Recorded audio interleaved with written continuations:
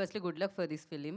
All the very best. And ఇప్పుడు ఆలస్యం చేయకుండా నేను ఎస్కేఎన్ గారికి ఇచ్చేద్దాం అనుకున్నా. దానికంటే ముందు మీరు మాట్లాడే ముందు మీరు ఇచ్చే ఇంట్రడక్షన్ భయం వేస్తుంది. నేను ఇవ్వట్లేదు, అందుకే ఇంట్రడక్షన్తో ఈ స్పెట్స్ వల్ల నాకు ఏమన్నా క్వశ్చన్ వస్తుంది లోపల, ఎందుకు లోపల సన్ గ్లాసెస్ అని ఒక పెద్ద డౌట్ ఇందాక ఉంది. వస్తుంటే టీవీలో ఇప్పుడు కోవిడ్ ఏదో రాబోతుంది, మాస్క్లు వాడాలనండి. టైంకి మాస్క్ దొరకలేదు, స్పెట్స్ దొరికి ఓకే ముక్కుని ఎలాగ సేవ్ చేసుకున్నాం, కళ్ళనైనా కొద్దిగా సేవ్ చేసుకుందాం అని స్పెట్స్ పెట్టుకోవచ్చు. ఓకే, కరోనా రాదు కళ్ళకి కళ్ళజోడు పెట్టుకుంటే అని చెప్పిన ఎస్కేఎన్ గారు. థ్యాంక్ యూ అండి.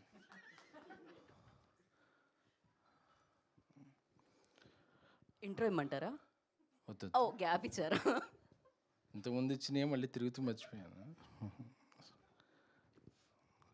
ఏ సినిమా అయినట్టయినా మేము చాలా కష్టపడి చేసాం, ఇష్టపడి చేసాం, ఫ్యామిలీలో చేసాం, పిక్నిక్లా చేసాం. ఎన్ని మాట్లాడినా సరే మాట్లాడాల్సింది కంటెంట్. ఆ కంటెంట్ ఈ సినిమాలో ఉందని నేను చూసినప్పుడు నమ్మాను. సో అమర్ గారికి, అలాగే ఎంసీ రాజు గారు నిర్మాత, ఆయన మన మధ్య లేరు, అంటే అమెరికాలో ఉన్నారు, యూఎస్లో ఉన్నారు, బహుశా అలాగే చూస్తుండొచ్చు ఆయన. ఆయన అలాగే ఇటలీ మ్యూజిక్ టింటో ఆయన పేరు ఫ్లావియో. ఫ్లావియో. మనకి తెలిసిన హాలీవుడ్ పేర్లు తక్కువ కాబట్టి ఫ్లావియో అంట. ఆయన చాలా, ఆయన సంగీతం బాగా ఇంటెన్స్ అంటే రొమాన్సిక్ కాదండి, ఇంటెన్స్ అంటే తీవ్రమైన, డీప్, లోతు, ఇలాంటి పదాలు తెలుసు నాకు. గాఢమైన లోతైన అలాంటి మ్యూజిక్ ఇచ్చారు. ఎందుకంటే ఆ మ్యూజిక్ మనతో ట్రావెల్ చేస్తే సినిమా అంతా మనం ట్రావెల్ చేసేలాగా అనిపిస్తుంది. చాలా బాగుంది.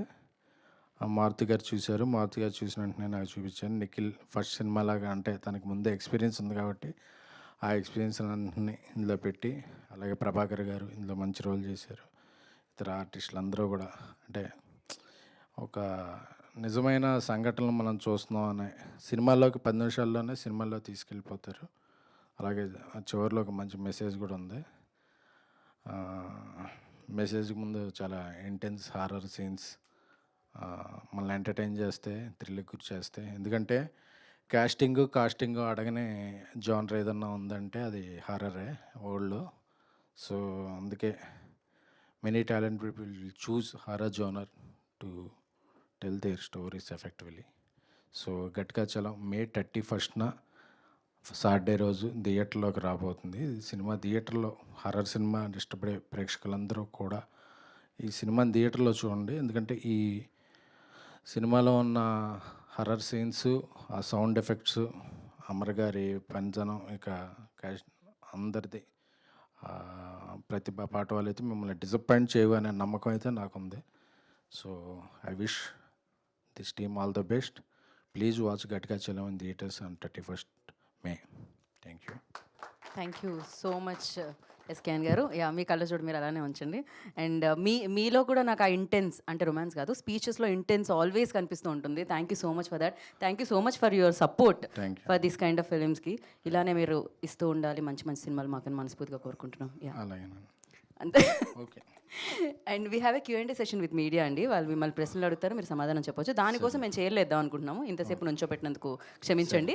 ఓకే. అండ్ నాకు అమర్ గారు దీన్ని బొమ్మరిలతో పోల్చడం చాలా బాగా అనిపించింది. క్లైమాక్స్ సీన్లో అంటారు, నాన్న ఇంకా నా చేతులు నీ చేతుల్లోనే ఉన్నాయి అని చెప్పి. అసలు ఎవరి చేతుల్లో